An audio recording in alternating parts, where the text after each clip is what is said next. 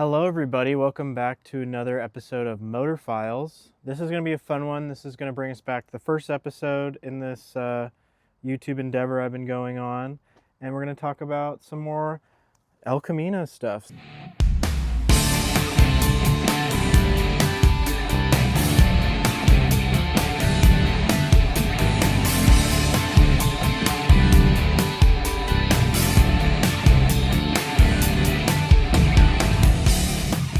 So I'm here on the tailgate of my El Camino, and I just got a sway bar kit for the rear for it. It's a mostly factory rear end minus that diff locker and upgraded housing I put in on the first episode. And with the amount of power this car is making, especially with the LS motor going to the built transmission, we're getting a lot of rear chassis flex when we take off. So when we put the power down, it kind of shifts to the right a little bit and does the famous G-body shuffle.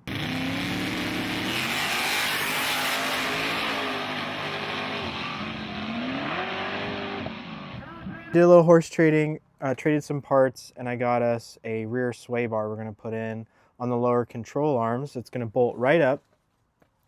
It's, I believe, from a company called Resto Auto Parts. They're on Summit Racing. I highly recommend it for El Caminos, especially because you don't have much weight in the back, so it's, you know, it's more prone to the chassis flexing and doing the G-body shuffle when you get on it. And this sway bar hopefully is going to help with cornering. I got this sway bar from a guy, traded some parts like I said, and then I went and got hardware for it. This is grade 8 3/8 -16 2.5 inch bolts. We've got grade 8 washers, and then I've got some spacers. These are 1.5 inch spacers. I went and slid it under the control arm earlier when I was looking at some of the mounting, and these are just a little big, so we're going to trim these down. Basically how it's going to work is this section in the middle is going to go in the lower control arm, and then we're going to have a washer on each side, and then this part simulates the sway bar, and then it's just going to bolt like that. And then I have these little 1/4 inch spacers just in case. Obviously that'll make more sense when we get under the car, but first up I'm going to go, since I already did a little bit of preliminary measuring and fitting, I'm going to go over with my flappy disc and I'm going to trim these spacers down a little bit. So I'll see you in the shop and we'll get these spacers trimmed down. So here we are, we're in the vise. I've got my flappy disc right there. Then the number I'm looking for, I'll make sure to zero it out, is 34 millimeters thickness here.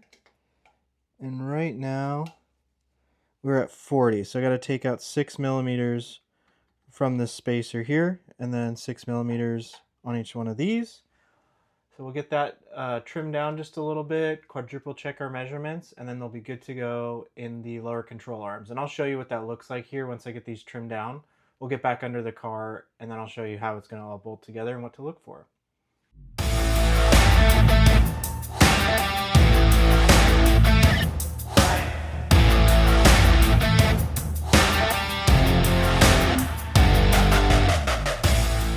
Here I am under the car. Real exciting. Hopefully you can see me. Let me give you some light. I'm going to turn the camera around. So you can see, here's our lower control arms. This is the right side. It's an old car, so there's a bit of grease right here. So this is just for me doing test fit. And then here's the left side over here, the driver's side. As you can see, there's 2 holes already in the lower control arm, but it's actually open right here. So what we'll do is we'll slide that spacer in right here on each side in between the holes. The hole goes all the way through on both sides. So then we'll slide our spacer in there. The sway bar is just going to mount up into those 2 spots. To make this happen, I got my hammer, my spacers, hardware, got a 9/16 socket, a 9/16 open end wrench, the spacers themselves, they finally cooled off. I brought a little bit of thread locker. These bolts here have nylock nuts on them right there, so you don't really need to use thread locker, but since this is going to be under a lot of stress as we do El Camino stuff and the chassis flexes, I'm going to throw just a little bit of blue thread locker on there because why not? And then one of these bolts should have a bunch of washers. With all that, we should be good to go, and let's get cracking on this install.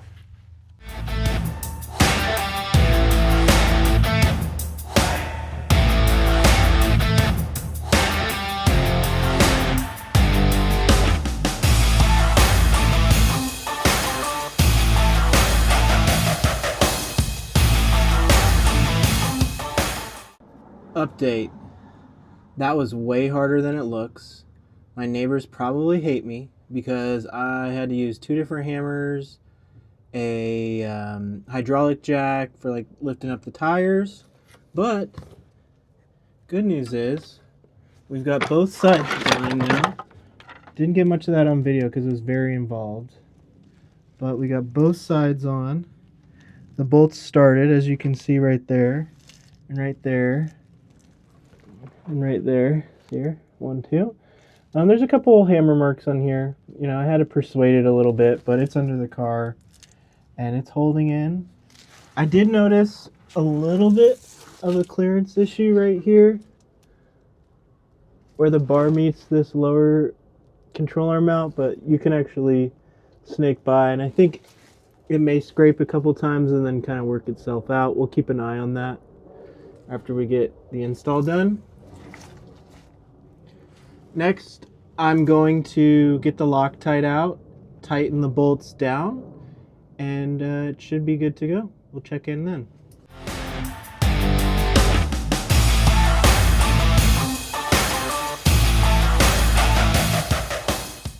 Here we are. Sway bar is mounted. It looks really nice. Fits up good. I kind of persuaded it a bit more on this driver's side, and it's still pretty close to this ear right here. I pushed on the car to see if it would touch, and it didn't really make any creaking noises. So I'm happy with that. That looks good. Next thing we're going to do is go out for a spin, see if it makes any difference, and I will let you know the results while we're driving. We live? All right, so we're out here doing the road test with the sway bar installed, and it's going to be hard to tell on camera, but I'll tell you, it makes such a big difference having that rear sway bar in this car. Before, I had some crazy body roll going through turns, and it would just feel like the whole thing is about to tip over, and the back end, when you put the power down, would do a little bit of a G-body shuffle. Now it seems very tight and planted like a normal car. It doesn't dive in too hard or anything in turns. I did notice when I was under there that my shocks will need to be replaced soon, but we'll worry about that in a future episode. Overall, if you're considering doing a rear sway bar upgrade on your G-body, if it didn't have one from the factory, I say it's a go. I think it's great. I love it, and we'll see. I did have that one clearance issue like I pointed out before, but after a little persuasion with the hammer, we got that clearance done. I'm not here to lecture you on it.